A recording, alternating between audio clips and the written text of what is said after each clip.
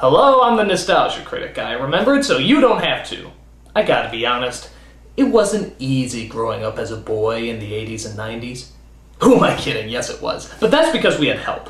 We had help from the women of our childhoods, and we didn't even know that they were helping us. One minute, girls are just cootie-filled, loudmouth annoyances. The next, they're undeniable sex goddesses that make you just want to fall to your knees, look up to the heavens, and thank God that you're a... Well, you get the idea. Girls went from annoying to attractive in a matter of moments, and we had several steaming animated hotties to make that transition easier for us. They were cool, they were smart, and they were hot as hell. And that's why I am here to honor the top 11 of them here today. Why top 11? Because I like to go one step beyond. So, sit back and enjoy the top 11 animated nostalgia hotties.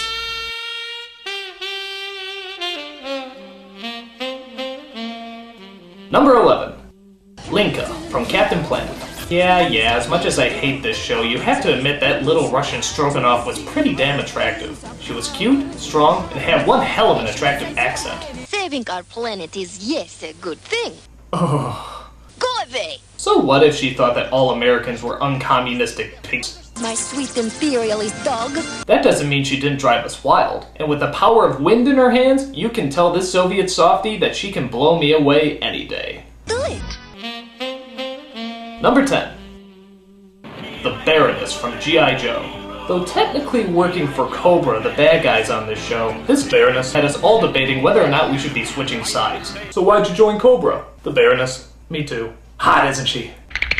This villainess was steaming with all black attire, skin-tight latex, sexy glasses, and a thick German accent. I wasn't speaking of a dog, moron! Oh, I mean Russian accent. I could get a real kick out of that. Or was it Scandinavian? Czech? Italian? Canadian? Either way, this co-broad is hotter than a T-35 death ray, and my guess is she'll be having you shout out Cobra sometime soon. Cobra! Cobra! Stop that! That's low! She had something in her eye!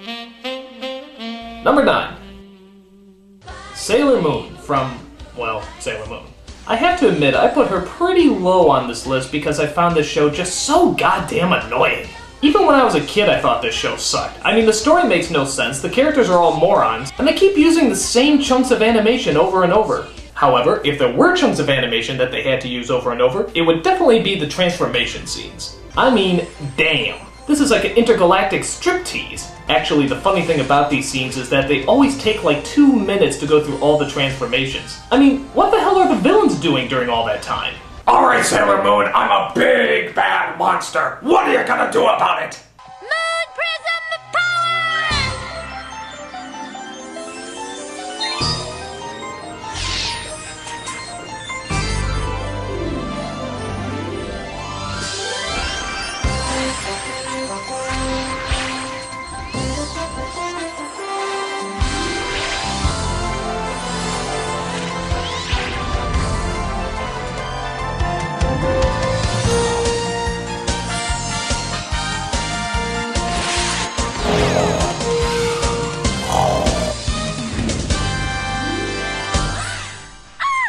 Nevertheless, you can't argue with good Japanese animation and their ability to put women in skirts that are so short they give new meaning to the term moon power.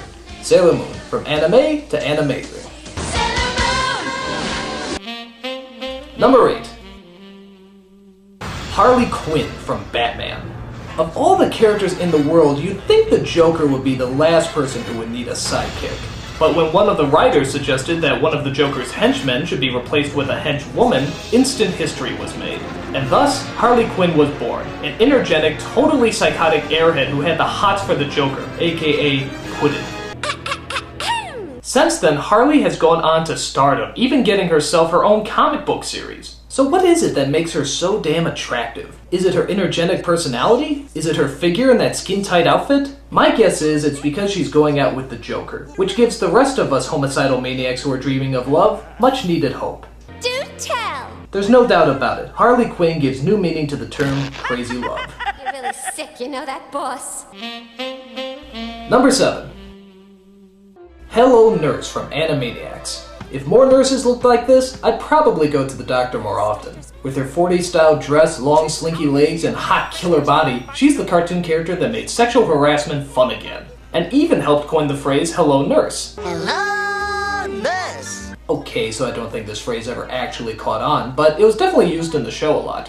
She was always the object of Yakko and Wacko's affection, which always left Dot with, okay, that's kinda creepy. Disgusting. Hello Nurse, she's every patient's dream come true. Boys. Number 6.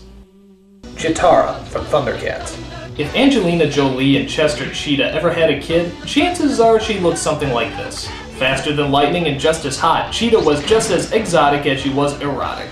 And trust me when I say she gave new meaning to the term, fast pussy. Oh come on, I had to! She was fierce, dominant, and made the Roadrunner look like a handicapped turtle. Chitara. If she doesn't make your sword grow, nothing will. Easy for you to say. Number 5. Daphne from Scooby-Doo. Talk about a character who did absolutely nothing. She never solved any mysteries, never found any clues, but goddamn could she wear that purple dress. So what if she has the personality of a hairspray can? She was the only thing in Scooby-Doo that was appealing to look at. I mean, think about it. Velma's a lesbo, Shaggy's a stoner, Scooby's a dog, and Fred, well, I just don't trust anyone that wears an orange neckerchief, and I don't think you should either. Daphne was the only character that you actually look forward to seeing. She was colorful, polite, and of course, hot as lava. Daphne. She may not have a clue, but I'm sure she has several restraining orders. You shouldn't believe everything you read. Number 4. April O'Neil from Teenage Mutant Ninja Turtles. Talk about a true damsel in distress. There wasn't 1 second of this show where she didn't need saving. Uh-oh. But despite that, she was a pretty fun character. She was cynical, she was funny, and let's not forget that skin-tight yellow jumpsuit. I mean, what reporter wears skin-tight yellow jumpsuits? It makes no sense. I can tell you right now though, if more reporters wore skin-tight yellow jumpsuits, I would know everything that's going on in the world. I would watch the news so much you'd have to pry me away from those jumpsuit-wearing journalists. Well, maybe not all of them. But nevertheless, April was always the damsel who got herself into trouble, and yet you always look forward to saving. She was quick, feisty, clever, and always knew how to make the green boys turn red. April O'Neil, making us all pop out of our shells. If you say so. Number 3. Rogue from X-Men.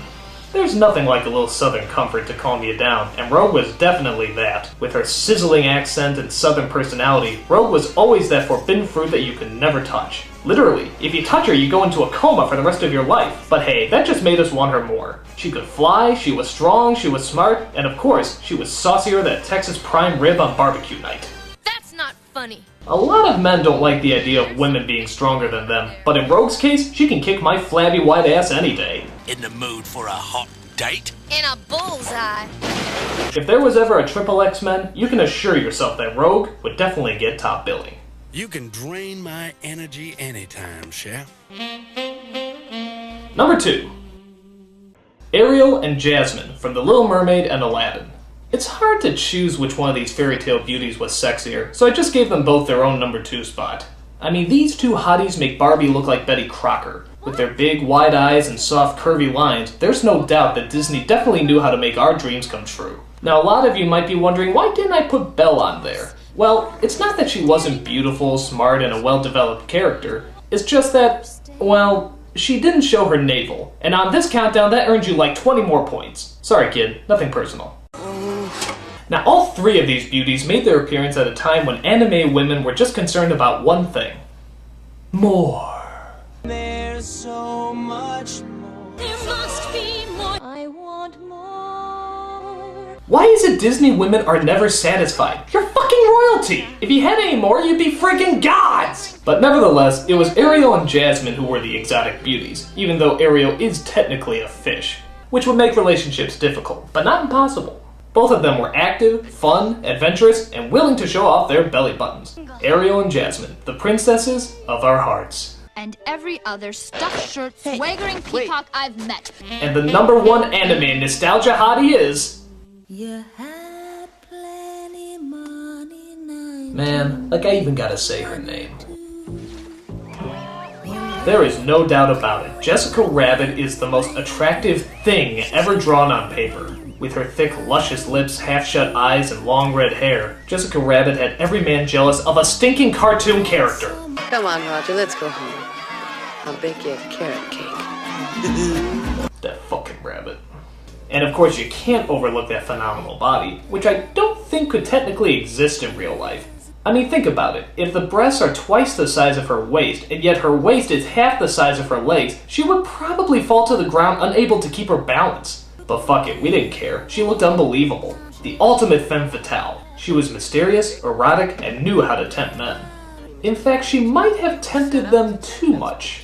There's an infamous controversial scene where Jessica is flung out of the car where she exposes herself not once, but twice in a matter of seconds. This scene caused so much controversy that they actually re-released it on video and blocked out the image covering it with her dress. Well, if an animated woman is so hot that even the animators had to see her naked, chances are she really does deserve the #1 spot.